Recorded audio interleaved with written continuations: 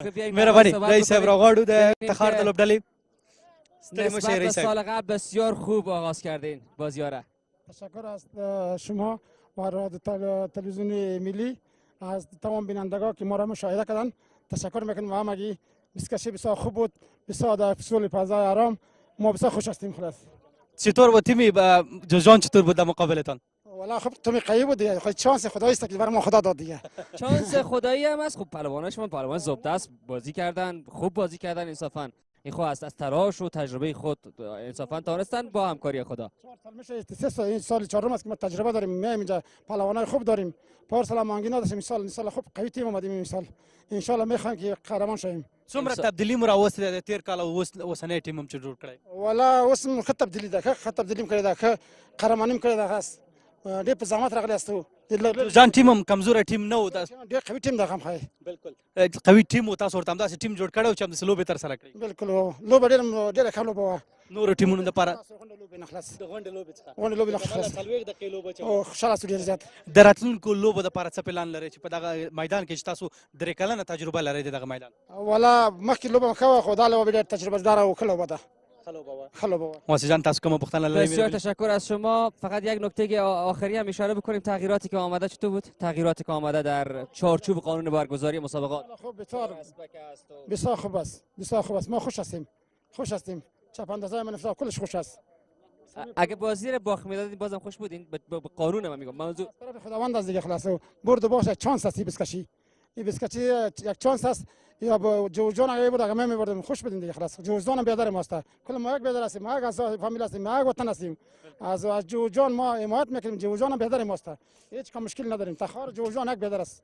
بسیار تشکر از شما. تمام رئیس صاحب خوشحال هستم. استاد درباره پهلوان یکی از پهلوانان نامدار ولایت زیبای تخار. اما من یک نکته باید اشاره بکنم که بدون شک این که خداوند همه رو حمایت میکنه بی معنی نیست که جوزجان باخت خداوند حمایتش همراه جوزجان نبوده.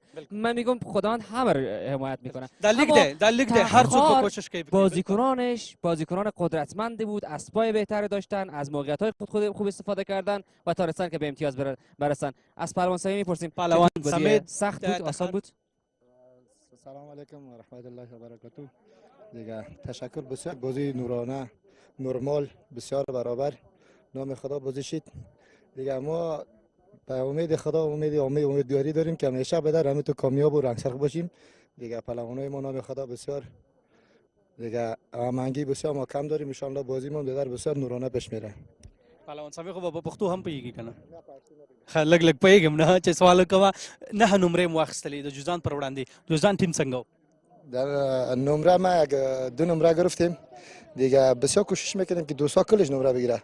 بازی ما بسیار بازی بدر همون تو بدر نرمال بود. تیم جوزجان چه قسم ارزیابی میکنید؟ جوزجان هم خداوند دیگه بدر بسیار مردمای بدر همون تو نرمال بسیار علاقمندی بسیار بدر به خوب بدر ما بازی کردن. بازی تشکر از تمام پهلواناش و رئیسش خونه‌شون آباد.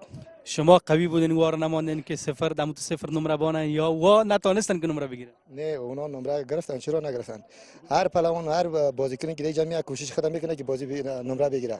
این با نامنیکی به در پهلوان است. تشکر پهلوان سمی. بسیار تشکر سمی جان. ان شاء الله در برنامه‌های بعدی هم بتونی بدرخشی. پهلوانی از ولایت جوزجان هم همراه ما هست. بفرمایید. فکر میکنم پهلوان بصیر بود اگر آصف جان. پهلوان آصف ببینیم که چطور بود بازی سختی داشتین؟ بسم الله الرحمن الرحیم. نام محمد آصف از ولایت جوزجان هستیم.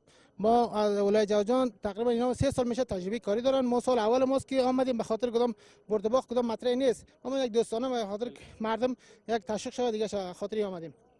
بسیار خوب. شما که حالا آمدیم در این مسابقات سالهای قبلی که مسابقات از میدان بازکشی می‌دیدیم، آیا آرزو نبود که برای شما و دل شما که بیاین بازی‌ها رو شما هم تجربه بعد می‌داشتیم؟ ماله او وقت ما می آمدیم به خاطر که راه هم نبود، به خاطر نامنی رو امکانات دما نبود، آمدن نمیتونستیم، اما ایماگر داشتیم.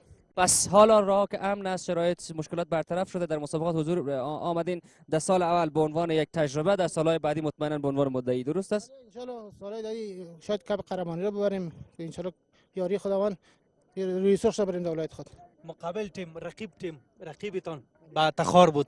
چه قسم بود تیمی از چه قسم ارزیابی میکردید خودتان؟ تاخر خوبترین اسبای هم داشت، اما تجربه کاری داشت. 3 سال بعد تجربه کاری در کابل میدوید. اما ما مثلا تاخر آدم جوزان برادر است، مشکل نیست. برد باغ بود پالوان یک باره یک باغ میده یک میبره. بسیار زیاد تشکر پهلوان آصف. ډیر زیات مننه.